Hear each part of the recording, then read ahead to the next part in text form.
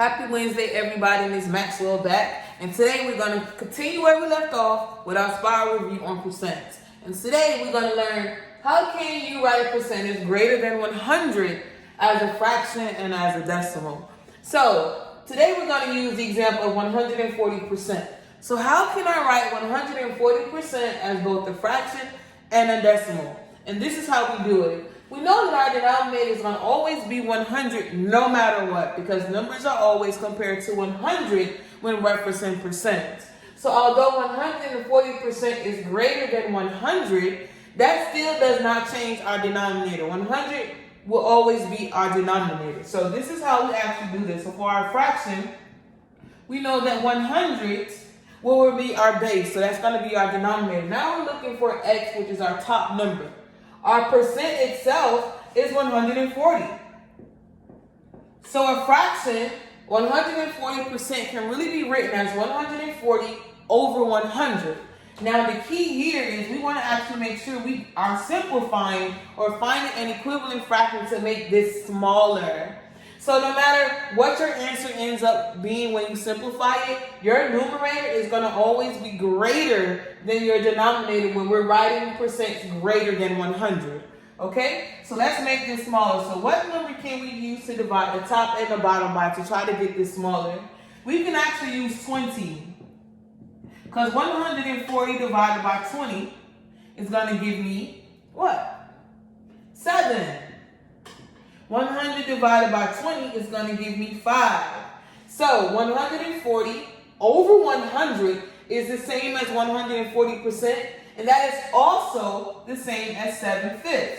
So you can write 140 over 100 or 7/5. So these two answers will be okay for your answer choices, but you always want to make sure you're simplifying. So if you get 140 over 100, that is fine, but you just want to make sure you're simplifying. So you can actually go smaller to 7/5.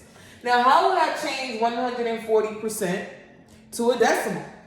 So if we go back to our original fraction, which is 140 over 100, we can simply divide to find our decimal.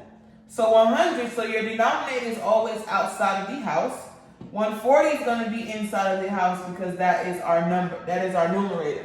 We know we need a decimal, right? So we're going to just automatically place our decimal after the number. So we know our decimal is going to be about right here. So we know 100 can go into 140 how many times? One time.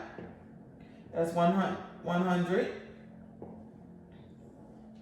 Had a 0 here, a 0 here, and 4 here. So that's 400.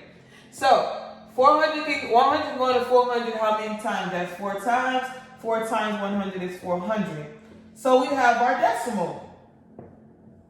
1.4. So 140% is the same as 1.4.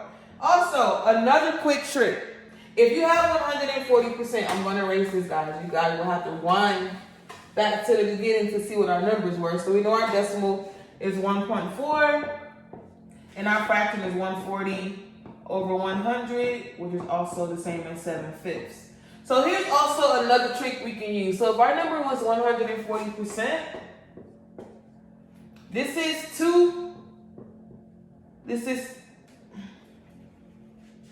140, right? So if we put our decimal here, and we're looking for, well, we don't need those numbers. We're looking to move this decimal 2 spots, right?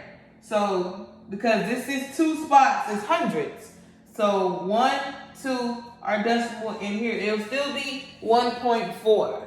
So, that's another quick way to solve for your decimals. But the easier way, so you can continue mastering your division skills, I suggest you divide the way that I divide it, so you can get multiple, hands-on practice with doing long division. So, again, today we learned how to write a percentage greater than 100 as both a fraction and a decimal.